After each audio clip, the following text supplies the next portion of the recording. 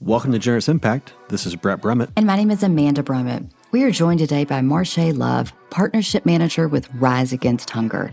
In this episode, you'll hear how they seek to eradicate hunger by providing food today and building sustainable systems for food tomorrow. Well, Marshay, thank you so much for being here with us today. I would love it if you could start by just telling our guests who you are. Who are you personally and professionally? Absolutely. So I'm Marshay Love. I was born in Shreveport, Louisiana, but grew up in a small town in Northeast Texas. I am a country girl through and through.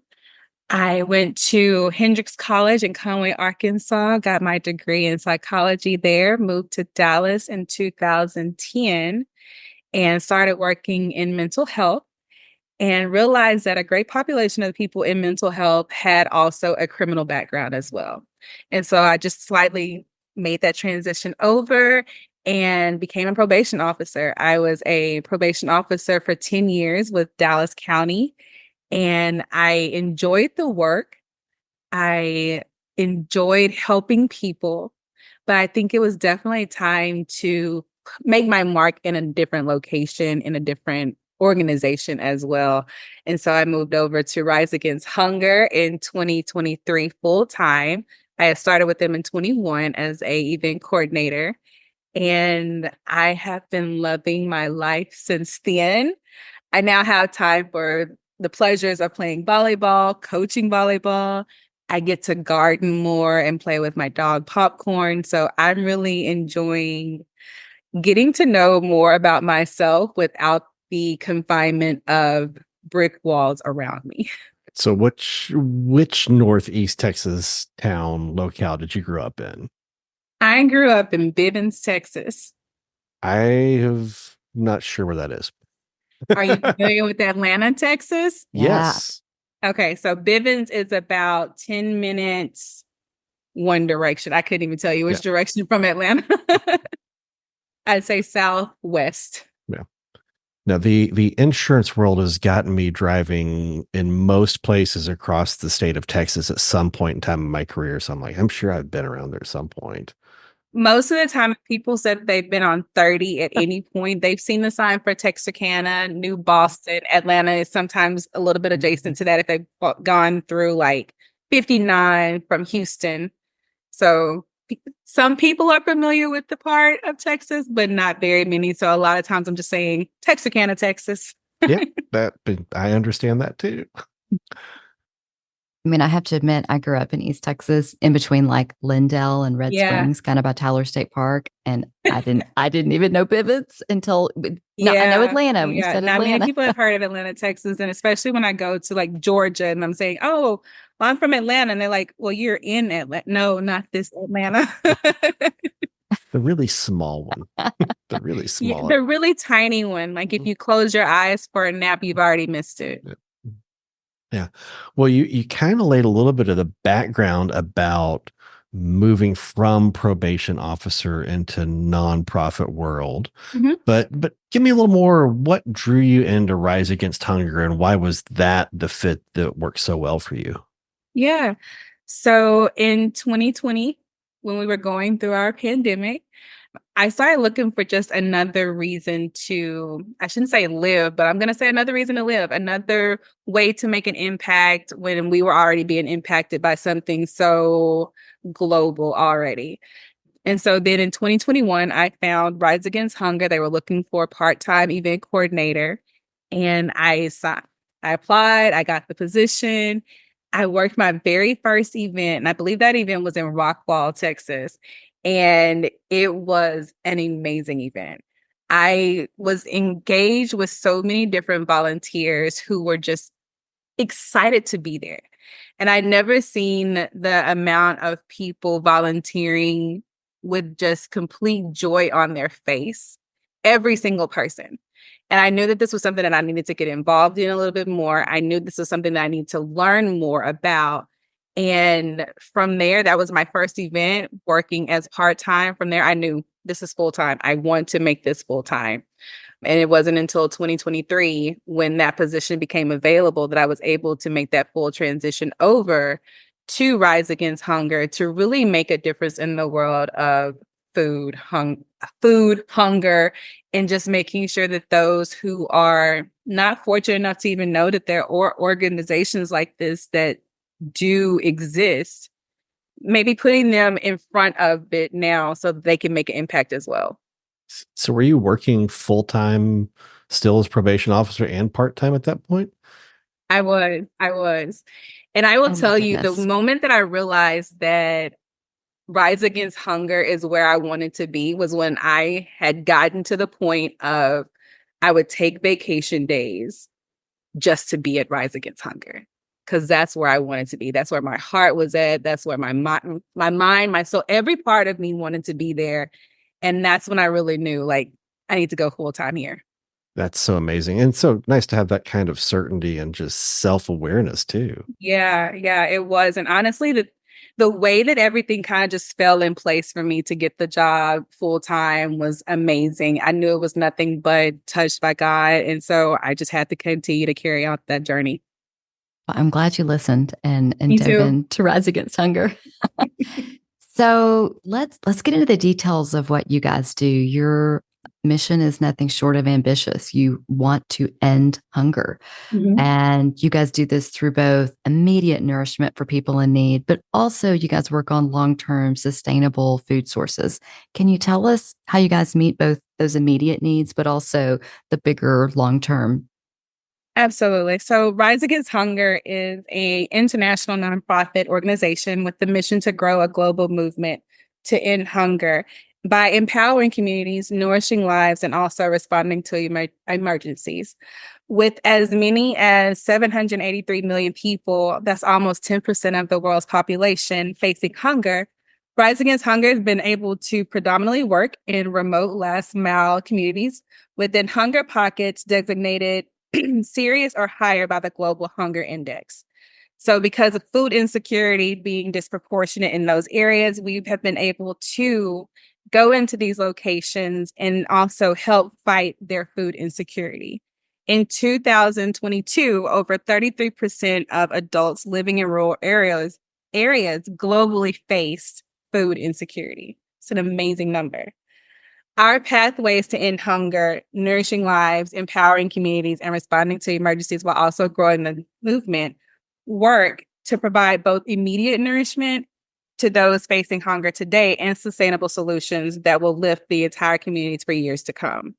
As part of our work, Rise Against Hunger has facilitated the volunteer packaging of over 600 million nutritious meals to be distributed to communities facing hunger across the world.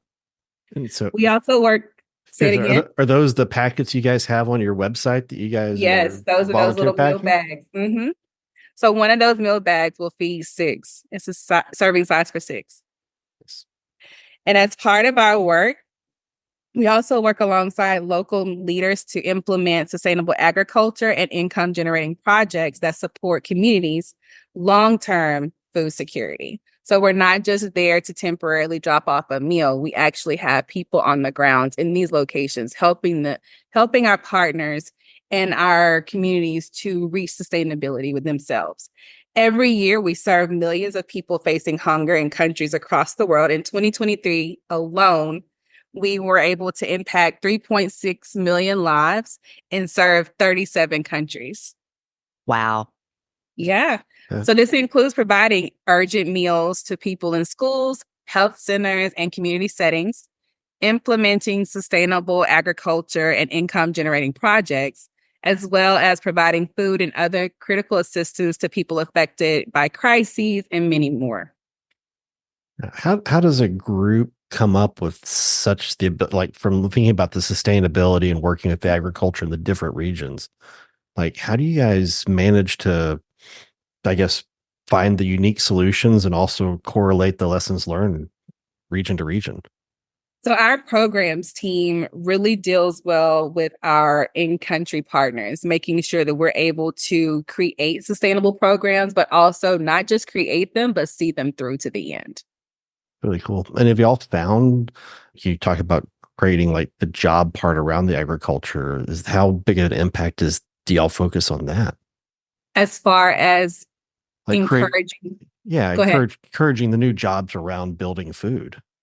So we have an influx of people on the ground helping to just teach farmers how they can cultivate and utilize what we're teaching them to make their agricultural goals come true. And that could be any type of, let's see, in South Sudan, for instance, we've been able to help them by adopting agricultural techniques so that they're able to diversify their diets. Really cool. Yeah. So, with all of that widespread impact in the different stages, do you have some personal favorite stories of the organization? I mean, I know it's only been a couple of years, but I know you got to find something personal when you want to go in on your vacation days. Honestly, there are so many stories to share. There's so many that I even just get like confused on how much of an impact we are making because we are making such a large impact. For instance, in the Philippines, I think we distribute about 1.73 million meals in the Philippines alone. And we have an amazing story of Elizabeth, who is one of the people who serves with our Rise Against Hunger Philippines program. She is a volunteer cook at the Better World Tondo, part of the Rise Against Hunger Philippines Good Food Grocer Food Bank Network, and the mobile kitchen. So she started volunteering at the Better World Tongo Food Bank when her son was a recipient of the program. He would receive meals at the food bank during his school lunches. So she started volunteering. Her son has since moved on to secondary school and graduated from the feeding program, but Elizabeth still continues to volunteer. And she's so passionate about helping her community out, serving these meals to kiddos so that now they're able to focus in the classroom. And Elizabeth and the other cooks also started a mushroom livelihood program in 2023. They use the harvest to make and sell mushroom chips, and then they divide the income and use it to support their families. So that's just one way of being able to increase the sustainability effort and also generate income within the communities that we serve. Her story is a personal favorite of mine because it highlights how the work to end world hunger starts with just a meal. It started with that meal for her son, and then she volunteered, and then it started with the meals to her son's classmates. And it continues even though her son has graduated. So for Elizabeth, it has led to nourishment for her family, supported her son's education, and also strengthened the economic opportunities for her. I personally love the story, or there is multiple stories, but I personally enjoyed working at the meal packaging event that we did last summer, and it was with South Lake, Whitechapel, South Lake. And there was a little kid, I think he may have been 3 years old. I don't even know if he was much older than that. His name was David. He came in with a Ziploc bag and he had crackers in there. He had what looked like little pieces of, it looked like tortoise food, I guess, Hmm. in like a little Ziploc bag. But he had put food from his own home in this bag and brought it to the meal packaging event because he wanted to feed the hungry. And so when he brought it up to me, he was like, "Here it is. You can take this to feed people." And I'm like, "Oh, that is so adorable."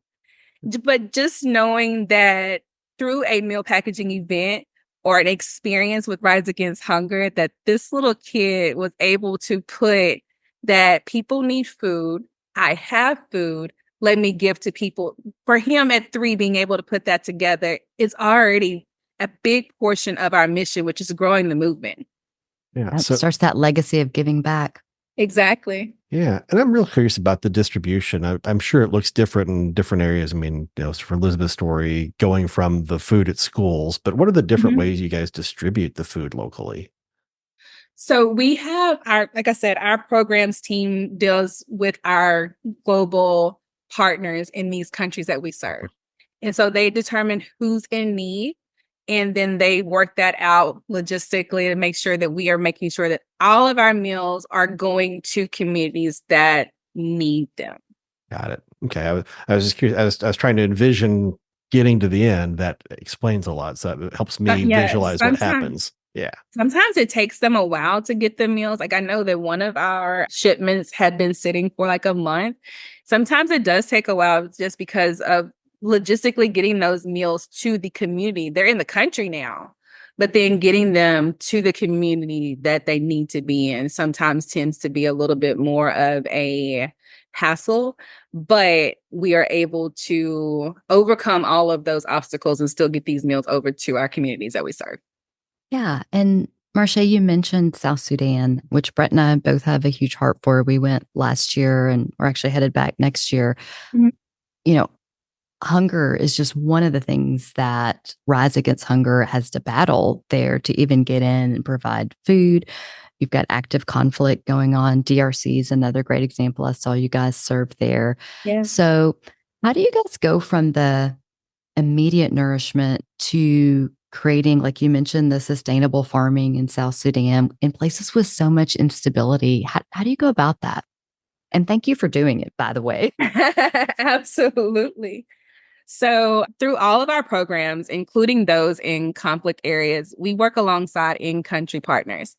That is key for creating sustainable programs, especially in areas with that amount of instability. By listening to our partners' expertise about their local area, we can determine together what their needs are and ensure that we're addressing those needs efficiently and as effectively as possible. So in South Sudan, we currently implement a sustainable agriculture program and project at a residential school and orphanage. The school was receiving Rise Against Hunger meals pretty regularly and expressed an interest in becoming self-sufficient, which is how that program got started back in 2020. So Rise Against Hunger has been working with our partner Lift Up the Vulnerable and the local school to increase the school's agricultural production to fulfill its own nutritional requirements. And as of 2023, all the students are receiving nutritious meals regularly from crops grown at the school. And there are 0 cases of malnutrition on campus, which is amazing. So Huge. our program has been in place since 2020, and that's just 3 years in for a 5-year plan. Yeah. So we're doing amazing things. And again, this could not be done without our programs team working with the in-country partners. Yeah, that's amazing. I'm so glad that you guys are doing that. So smart to team up with the school there too, because yeah, we're far away and you've got to have boots on the ground that know what's going on. Exactly. Exactly. All right, Marsha, I want to talk about you again. Oh, wow. So tell me, your role as the partnership manager, Mhm. what would it look like for you in your role now if you had the most wildly successful 3 years in that role?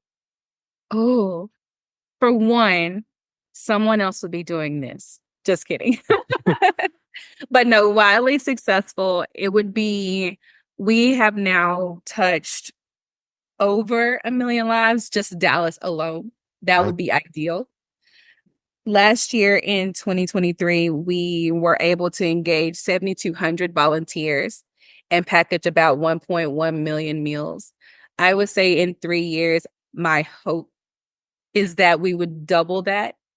So I'm hoping for 2.4 million if I were saying that we had a wildly successful 3 years. We're at 2.4 million meals being packaged. We're engaging with about 15,000 volunteers across Northeast Texas and Oklahoma or Arkansas and Louisiana because we serve those parts of the country as well.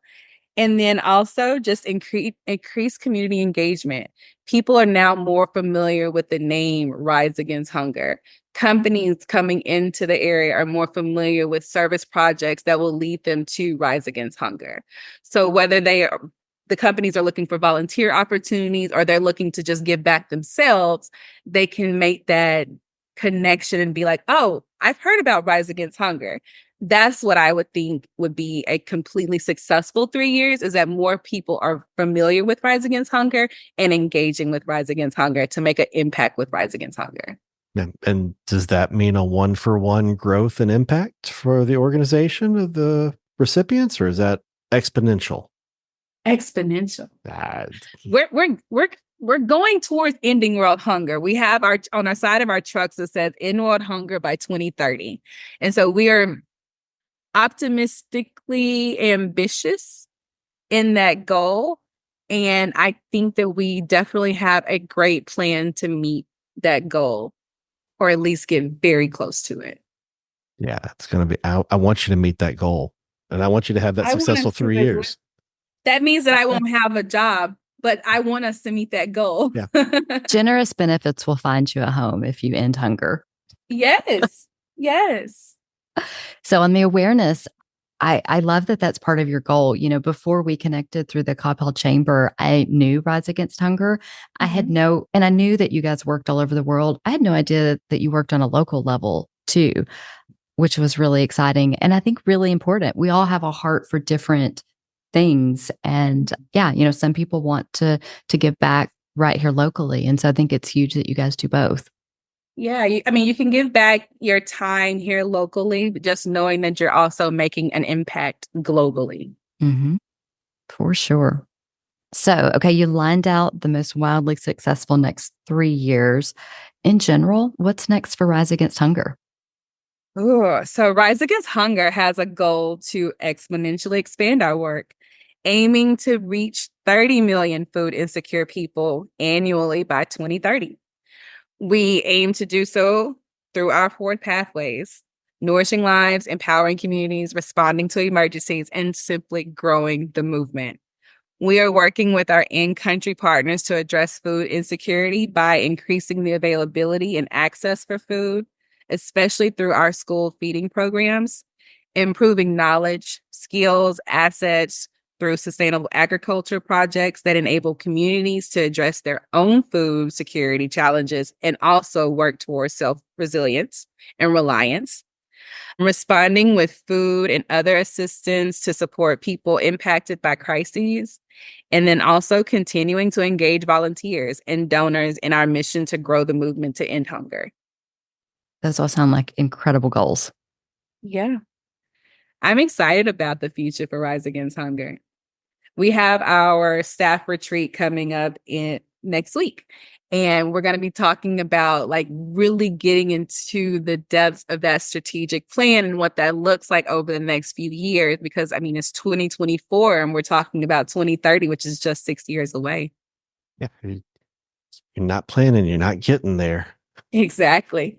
All right. So coming out of the mental health world, the probation world, getting in the nonprofit world, finding Rising Against Hunger is obviously the one that was the right fit for you. But looking around, where did you start to get that inspiration from? And what kind of organizations are inspiring you right now? Oh, so like I said, I grew up in a small town. So my exposure to these larger organizations and big name charities was very small.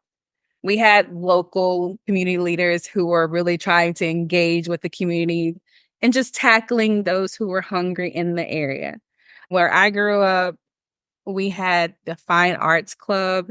And to me, the Fine Arts Club was just another level of which kiddos could find something to keep them busy in the summer, but also learning more about the arts and it not just being about coloring and it not just being about music. And it's now can include dance and any other type of variation of that. And so that was where I originally got my inspiration to help others, because that was from my daycare teacher, Miss Daniels. She initially put that little thing in my heart that was like, okay, I want to give back to people. I want to help people in some kind of way.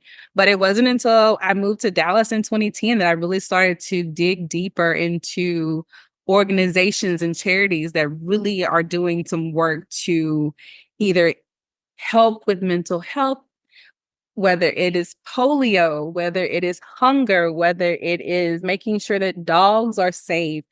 I feel like there are organizations throughout the entire country that people could just, tap into. Mine was with mental health. NAMI was a huge one, the National Alliance of Mental Illness. That was a huge one for me, more specifically because I know that there are many people who just don't take care of their mental health as they should. People who don't utilize the word mental health because they think that has a negative stigma to it. And it doesn't. There are many people who are now, because of NAMI's work and because of the mental health work going on, people really understand now that they should really consider people's mental health in different aspects of their work life and their personal life. Organizations that are inspiring me now, though, I had the pleasure of going to Baylor's Mission Week last year. It was last fall. And I got to meet this wonderful lady. Her name was Rachel, I believe, with Signs of Love.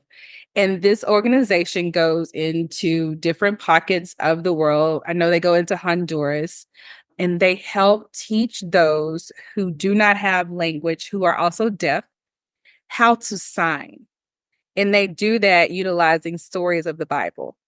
And I thought that that was the most amazing thing. I'm still trying to get back in touch with Rachel because I want to go on one of these trips so I can learn sign and also learn these Bible stories. But I think at this point, that is the organization that inspires me to the most because I love sign language, and having individuals in parts of the country not being able to communicate with others because they don't have a way is it's mind-blowing. And to know that this organization is going over and beyond to teach these deaf individuals how to communicate, I'm almost teary-eyed just thinking about it. No.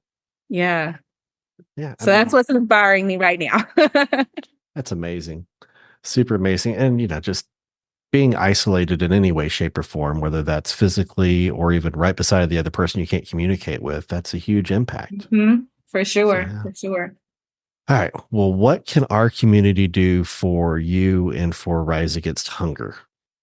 Well, you're doing it, one, by just me being here. You are helping us to grow the movement. People getting involved and engaging with our Grow the Movement pathway helps us to really get towards our goal of ending world hunger. But there are other ways that you can get involved in the community. You can host a Rise Against Hunger meal packaging experience with your business, your church, your school, your group, your friends. We've had people do it for weddings, receptions, birthday parties, however you want. It's a great way to literally lend a hand to people facing hunger as the meals being packaged by the volunteers are then being shipped to the communities across the world that we work in. Your hands would be the last hands touching these meals before they actually get to maybe a child in South Sudan school or a mom in the Philippines. Your hands are the last ones to touch these meals. You can also donate to support communities around the world through our website. You can spread the word to your families and friends. Again, what we're doing right now, volunteering your time, volunteering or giving your donation. And then also, again, going to riseagainsthunger.org to learn more about Rise Against Hunger, what we're doing, and what our goal is for the future. I am so glad we got you to say friends. That's finally the East Texas girl came out after all of that. I got to get your friends. Get your friends together. I try to put a lid on my East Texas. I don't know if you heard it when I said Bivens. Oh, Amanda puts a hard lid on her East Texas too. I don't know about you, Marshay, but if I'm tired or if I've had a glass of wine, it gets real thick. Yes. Sometimes there's no controlling it. And I could be like, y'all. And I'm like, oh my gosh, I am so sorry. That came out really thick and country.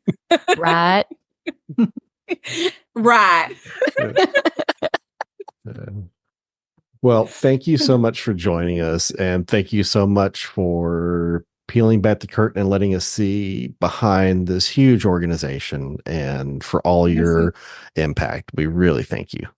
Thank you for having me on and giving me the platform to be able to speak about Rise Against Hunger and the amazing things that we're doing in the world. Well, there you have it, ending world hunger by 2030. I sure hope that Marshay Love and Rise Against Hunger are wildly successful. Find them at riseagainsthunger.org.